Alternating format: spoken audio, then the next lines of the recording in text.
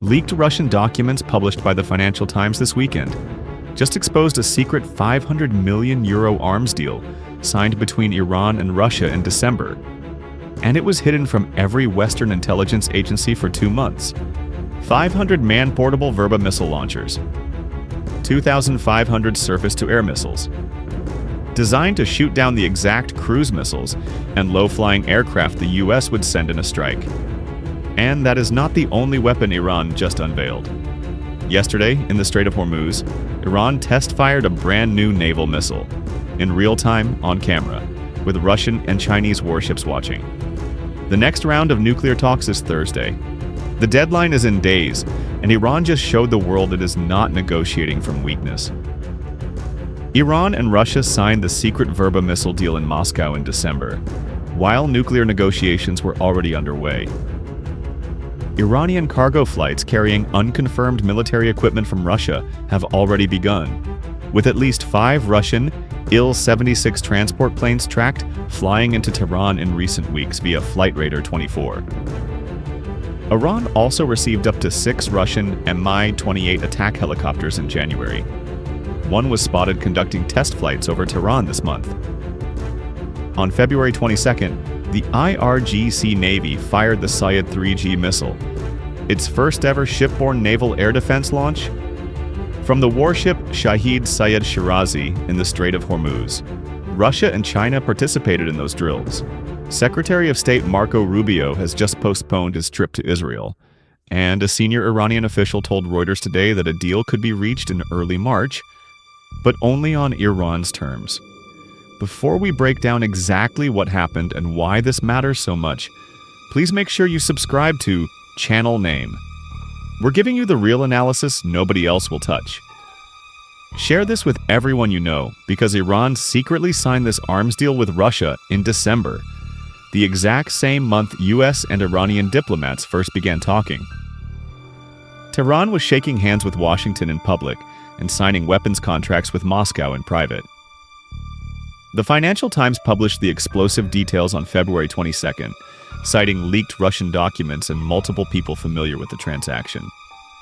The deal was negotiated between Rosoboronexport, Russia's state arms export agency, and Ruhollah Katabi, Iran's Ministry of Defense representative in Moscow.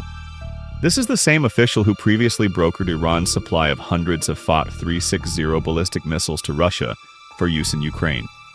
The contract commits Moscow to deliver 500 man-portable Verba launch units and 2,509 M336 surface-to-air missiles in 3 tranches running from 2027 through 2029.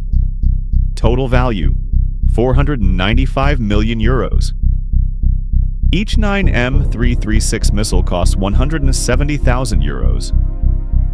Each launch system costs €40,000. Russia also included 500 Mowgli 2 night vision sighting systems in the package. The Verba is not a simple anti-aircraft gun. It is Russia's most modern shoulder-fired, infrared-guided air defense system. It targets cruise missiles, low-flying attack aircraft, maritime patrol planes, drones, operated by small mobile teams dispersed across terrain. It requires no fixed radar installation and is nearly impossible to locate and destroy from the air. That is exactly the system Iran needs to counter the Tomahawk cruise missiles sitting in the magazines of American destroyers right now. Think about what Iran is actually building. Not a wall, not a single missile battery you can bomb from the sky. 500 independent Verba teams dispersed across mountains, coastlines, and urban areas, each one capable of engaging American cruise missiles in the terminal phase. That is a distributed, mobile, low-signature air defense network designed to survive the opening wave of a US strike and keep shooting back. But here is where the leaked documents reveal something even more alarming than the contract itself. Flight Radar 24 flight tracking data shows at least 5 Russian Ilyushin Il-76 TD cargo aircraft flew from Mineralnye Vody in Russia's northern Caucasus to the Iranian city of Karaj in the past 8 days alone. One person familiar with the Verba transaction told the Financial Times that some deliveries could begin earlier than the official 2027 schedule suggests. In January, Iran received up to 6 Russian Mi-28 Havoc attack helicopters. One of those helicopters was observed conducting operational test flights over Tehran this month. Not a storage delivery, an active flight test. Defense analysts confirmed the Il-76 and Il-96 transport aircraft have been using Caspian Sea overfly routes specifically to stay away from NATO radar coverage. Think about what those cargo flights represent. The official contract says deliveries start in 2027, but Russian military aircraft are already landing in Iran right now. The question is not whether weapons are moving. The question is what is already inside those aircraft that has not yet been disclosed in any leaked document. Share this with everyone you know, because a senior Iranian official who previously brokered missile sales to Russia for use in the Ukraine war is the same man who signed this secret arms deal. And he did it while Iran's diplomats were simultaneously sitting across from American envoys talking about peace. The Verba arrives too late. Or does it? But here's the twist nobody saw coming, and it cuts both ways. The official delivery schedule runs 2027 to 2029. The U.S. military deadline on Iran expires between February 28th and March 6th. On paper, Iran cannot use weapons that have not arrived yet. That is the analysis coming out of Western defense circles. The Verba deal is too slow to matter in an imminent conflict. But that analysis misses the point of the deal entirely. Iran did not sign this contract to fight the next war. Iran signed it to survive the next war and win the one after it. 500 Verba teams arriving by 2029 means that even if the U.S. strikes this week and destroys Iran's air defenses, Iran is already contractually guaranteed the next generation of its air defense network, one the U.S. will have to fight again in 3 years. Trump can bomb the facilities. He cannot bomb the contract. On February 16th, the IRGC Navy launched the Smart Control of the Strait of Hormuz exercise, a 3-day live fire drill in the world's most critical oil transit corridor. On February 22nd, Iran released footage that changed the military calculus in the Gulf. The warship Shahid Sayed Shirazi, a Shahid Soleimani-class missile corvette, fired a Sayed 3G surface-to-air missile vertically from its onboard launch system. This was the first ever operational sea launch of the Sayed 3G. The missile has a reported range of 150 kilometers, roughly 93 miles. It can independently detect and engage aerial threats while simultaneously integrating into a broader command and control network.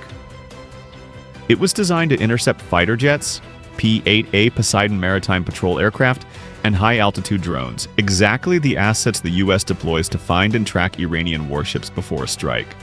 Russia and China participated in these drills as observers. Think about the strategic message Iran just sent. The Sayed 3G transforms the Shahid Soleimani-class corvette from a purely offensive missile carrier into a multi-role warship with a 150-kilometer defensive bubble. Now imagine 10 of those corvettes dispersed across the Strait of Hormuz, each projecting a 150-kilometer air defense dome. That is not a naval force you can suppress with the first wave of strikes. That is a layered maritime air defense network protecting the one geographic choke point Iran can use to hold the entire global economy hostage. Can the U.S. penetrate Hormuz now? Iran's new naval air defense picture is this: Sayed 3G corvettes with 150-kilometer reach. Bavar 373 land-based batteries covering inland approaches. Khordad 15 systems rebuilt after June 2025 strikes.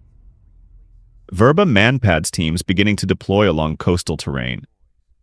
Russian and Chinese warships present as observers, deterring unilateral U.S. action by adding diplomatic complexity to any kinetic strike in those waters. The U.S. counter is overwhelming but no longer unchallenged. E-2D Hawkeye command and control aircraft from the Abraham Lincoln's carrier Air Wing 9 can track all Iranian naval movements in real time. EA-18G Growler electronic warfare jets from both carriers can jam the Sayed 3G's radar integration link, disrupting the very command and control network Iran claims makes it effective. SM-6 interceptors on USS Mahan and USS Bainbridge can engage Iranian missiles at ranges exceeding 200 kilometers, well outside the Sayed 3G's reach. and the B-2 Spirit stealth bombers, if Diego Garcia access is resolved, carry the massive ordnance penetrator, a 30,000-pound bunker buster specifically designed to collapse underground facilities like Iran's missile production bunkers at Isfahan and Natanz. The firepower disparity remains massive, but every new Iranian capability closes the gap slightly, and Iran knows it only needs to make a strike costly enough to deter it, not to win outright. Oman's Foreign Minister Badr bin Hamad al-Busaidi announced Sunday that the next round of indirect U.S.-Iran nuclear talks will be held in Geneva on Thursday, February 26th. Ali Larijani, Secretary of Iran's Supreme National Security Council, is expected to travel to Muscat on Tuesday, carrying Tehran's formal response on its nuclear file. A senior Iranian official told Reuters today that an interim deal could be reached in early March if Washington accepts Iran's terms. Recognition of Iran's right to uranium enrichment under the Nuclear Non-Proliferation Treaty, combined with a partial export or dilution of Iran's existing highly enriched uranium stockpile. That is not zero enrichment. That is Iran keeping its enrichment infrastructure intact while shipping some product out. U.S. Special Envoy Steve Witkoff has said Iran is, quote, a week away from being able to enrich uranium to weapons grade. Secretary Rubio just postponed his Israel trip from Saturday to Monday, with no public explanation, as Washington prepares its options. Think about what Iran's negotiating position actually reveals. Iran signed the secret Verba deal in December. Iran test-fired the Sayed 3G on February 22nd, 4 days before the next round of talks. Iran sent Larijani to Oman carrying a response it has not yet disclosed publicly. Iran is not negotiating to disarm. Iran is negotiating to buy time. Time to rebuild its missile stockpile toward a target of 2,000 weapons. Time to receive Russian air defense systems. Time to deploy the Sayed 3G across its naval forces. Every week of diplomacy is a week Iran does not get bombed. And every week it is not bombed, it gets stronger. Then came the revelation that closed the door on optimism.